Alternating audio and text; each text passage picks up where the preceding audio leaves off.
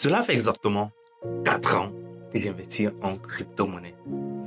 J'ai eu des vertes, j'ai eu des pas mûres, j'ai eu des hauts, j'ai eu des bas, j'ai eu des gains, j'ai eu des pertes, mais surtout, j'ai appris.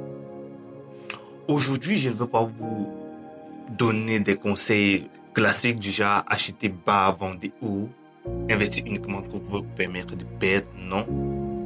Je vais vous partager 4 pratiques que personnellement j'ai adoptées et qui ont radicalement changé ma façon d'investir et qui ont augmenté ma productivité, surtout dans ce monde chaotique. Alors, si tu es prêt à comprendre et surtout la dernière méthode est vraiment une pratique essentielle pour pouvoir investir dans le monde de la crypto-monnaie. C'est parti. Salut, moi c'est Cédric. Bienvenue sur ma chaîne. Ici, je te partage mon expertise dans le domaine de la blockchain et de la crypto-monnaie. Si c'est un sujet qui t'intéresse, alors j'ai une très bonne nouvelle pour toi car je viens d'écrire un livre nommé Crypto 3.0. Crypto 3.0 est un livre complètement dédié à l'investissement crypto qui te permettra de comprendre les bases et les fondamentaux de la blockchain et de la crypto-monnaie, savoir analyser correctement un projet crypto en se basant sur l'analyse technique, l'analyse fondamentale et l'analyse on-chain.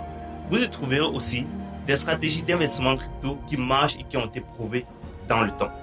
Pour avoir ce livre, c'est très simple. Dans la barre de description, vous avez un lien, vous remplissez le formulaire d'éligibilité et vous avez accès automatiquement au lien du livre sous forme de PDF. Alors, va tout de suite prendre ton bijou pour te lancer en investissement crypto. Concernant la première méthode, celle que je trouve vraiment qui m'a radicalement changé, je veux dire, qui a radicalement changé ma façon d'investir et surtout ma productivité au quotidien. Vous avez pris un thé ou bien dîner avec quelqu'un et chaque 5 secondes, il est là sur son portable, il fait ça. Il a posé le portable, chaque fois il fait ça, il coupe les notifications, mon gars. Coupez vraiment les notifications. Sur mon portable, j'ai plus de notifications carrément. La notification, en fait, c'est quoi? C'est un poison. C'est un poison pour l'être humain. Déjà, il faut comprendre que l'être humain garde sa concentration maximale en moyenne 5 secondes. Donc, chaque 5 secondes, l'être humain a tendance à être distrait. Et si à cela, vous augmentez les notifications, qu'est-ce que vous faites de votre journée? À prendre vos portables, regarder chaque fois si j'ai pas reçu telle notification. Et personnellement, c'était quelque chose dans lequel j'étais ancré. Lorsque j'investissais sur une crypto-monnaie, j'allais sur Trust Wallet, j'active les notifications, chaque 5% j'ai une notification, CoinMarketCap, TradingView, j'ai des notifications sur pratiquement toutes les applications, sans compter Twitter. Chaque tweet d'un projet sur lequel j'avais investi, je recevais des tweets, je recevais des notifications. Et du coup, ma journée était genre, je suis toujours là, en train de checker mon portable pour voir si j'ai pas reçu une nouvelle notification. Si une crypto augmente de 5%, j'ai la notification. Si une crypto baisse de 5%, j'ai la notification. Si un projet fait une petite mise à jour, j'ai la notification. Ça finit par tout ruiner votre productivité. Et surtout votre mental parce que vous n'êtes plus concentré sur rien. Ok? Couper la notification m'a permis d'avoir une concentration maximale. Donc, vraiment, aujourd'hui, lorsque je vais vers une application, c'est que je sais ce que je vais chercher. Si j'ouvre YouTube, c'est que je sais la vidéo que je vais pas chercher. Je n'ouvre pas YouTube parce que j'ai reçu une notification de YouTube. Non. Si je vais sur CoinMarketCap, c'est que j'ai un objectif clé pour aller sur CoinMarketCap. Et ainsi de suite pour toutes les applications. Donc, aujourd'hui, en fait, même WhatsApp, j'ai plus de notifications. Donc, mon portable, là, il reste là safe. Si je veux consulter des messages WhatsApp, j'ouvre WhatsApp et je consulte mes messages WhatsApp. Si je veux aller sur Telegram, j'ouvre Telegram et je consulte. Je ne reçois aucune notification. Et cela, vraiment, m'a permis d'augmenter beaucoup de choses dans ma productivité, comme je suis en train de l'expliquer. Et si vous mettez cela en place, durant les 2 premières semaines, vous n'allez pas voir la différence, en fait, surtout durant les 2 premières semaines, 1 mois, vous n'allez pas trop voir la différence. C'est après 4 mois, 5 mois que vous allez voir vraiment la différence que ça fait.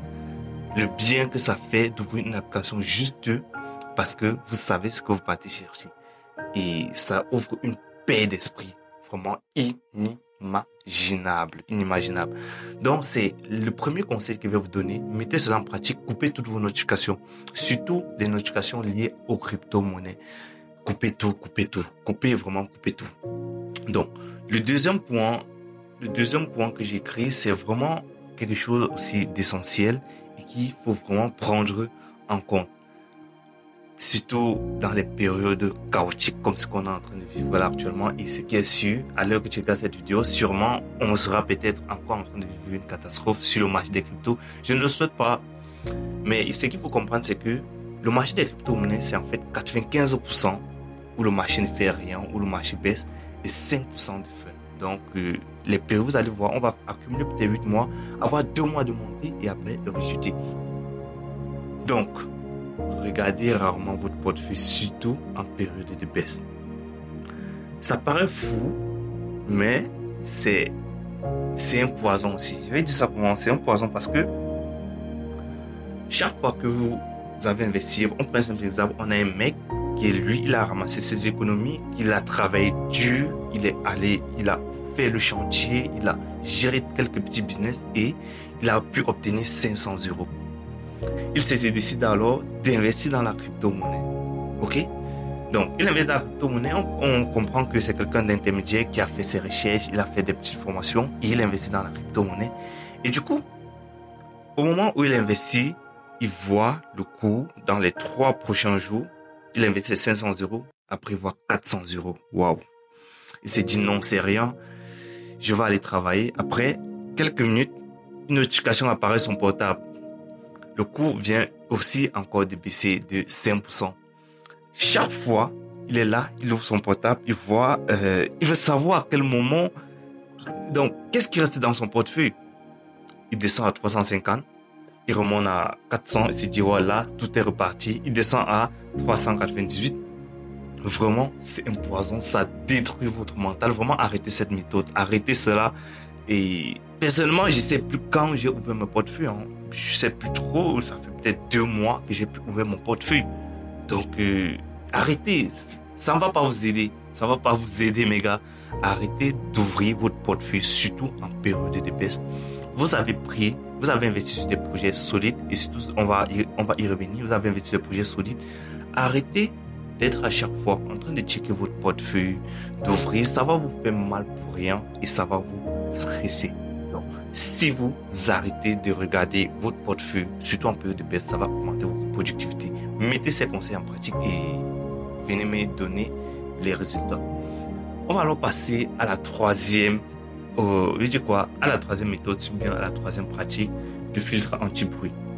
Nous sommes dans un monde où il y a tellement de choses dans la crypto. Il y a tellement d'influenceurs, il y a tellement de nouvelles en longueur de journée. Et on peut souvent se perdre dans tout cela. Vous voyez une vidéo YouTube qui parle de ceci et vous voyez une vidéo YouTube qui dit exactement le contraire de ce que l'autre vidéo vient de dire sur le même sujet. Et pour finir, vous ne savez pas où vous mettre la tête. Le conseil que je vais vous donner, c'est que limitez vos sources d'information. Vraiment limiter vos sources d'information. Particulièrement, moi, je suis juste deux personnes dans la crypto. Après, j'ai des méthodes pour vérifier ces informations. Donc, du coup, lorsque je ne vais pas directement sur Twitter, je commence à lire tous les commentaires, tous les tweets, non. Lorsqu'il va y avoir de l'info, j'ai deux canaux Telegram, si on va dire des canaux Telegram, je sais pas trop. J'ouvre mes canaux Telegram et je check les informations. Ou bien, lorsque je vais sur Twitter, je vais uniquement suivre ces informations-là et après j'ai 3-4 comptes d'institutions que je suis.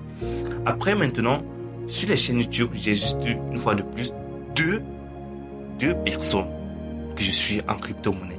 Et en me basant sur leur méthodologie, sur leur mindset, sur leur vision, ça me permet de créer ma propre vision, de prendre mes propres décisions. Ok? Parce que c'est pas parce qu'un influenceur a dit ceci que vous allez directement le faire. Ramenez cela à vous et prenez vos propres décisions. Et du coup, lorsque vous suivez beaucoup d'informations, des informations des guerres, des informations sur les tarifs douaniers, des informations sur telle crypto, la nouvelle pépite. Et ça va bientôt arriver. À un moment, vous allez voir la nouvelle pépite crypto. On va dire C6, tu achètes ça, tu fais x100, tu achètes ça. Non. Coupez des informations, suivez uniquement des personnes que vous voyez que vous vous sentez à l'aise avec leur logique. Et si j'en fais partie, ça fait également très plaisir. Donc, coupez les informations, suivez uniquement des personnes dont leur logique, leur vision est alignée avec la vôtre. Et vous allez voir, ça vous permettre d'avoir une vision plus saine des choses et surtout ne pas vous disperser. Donc, ça nous ramène alors au dernier point, ce que je dis que c'est le plus important de tous les points que je viens de citer, même si les autres sont importants. Investissez sur des projets solides et générant des revenus. Aujourd'hui, en 2025 et peut-être dans les prochaines années, les projets que je pense qui vont plus prendre de l'ampleur sont les projets qui apportent une réelle utilité. Je ne vais cesser de le dire, qui apportent une réelle utilité et qui génèrent des revenus. Parce que, à la base, la crypto est une technologie, la blockchain est une technologie et ils sont là pour apporter des solutions viables et qui seront utilisées. Et comment ces projets vont être financés s'ils ne génèrent pas de revenus? Réfléchissez un peu lorsque vous investissez sur un projet. Est-ce qu'il génère des revenus? Et à partir de ces informations-là, vous allez pouvoir savoir si cette crypto a de l'avenir. OK? Parce que aujourd'hui, on est à plus de 30 millions de cryptos sur CoinMarketCap et on se demande si effectivement les cryptos vont encore avoir cette ampleur-là. Donc, je ne saurais vous dire, l'avenir dira, mais ce que je sais, c'est que les projets qui ont une réelle utilité, qui génèrent des revenus, forcément, vont que prendre de l'ampleur. C'est normal. Si une entreprise a un produit et a des clients et génère des revenus pour amorcer ses charges, forcément, le prix ne va qu'aller vers le haut. Donc, vraiment, prenez cela en compte et je vais revenir sur le point des 30 millions de cryptos en CoinMarketCap et je vais exposer une thèse là-dessus que vous allez me dire. Donc, c'était ces 4 conseils que je vous donnais dans cette vidéo et qui ont permis de changer ma vision des choses, surtout augmenter ma paix d'esprit et exploser ma productivité en longueur de journée. J'espère qu'elle t'aura plu. Surtout, n'hésite pas à me dire en commentaire ce que toi tu en penses et on se retrouve la semaine prochaine. C'était Cédric. Merci. Ciao.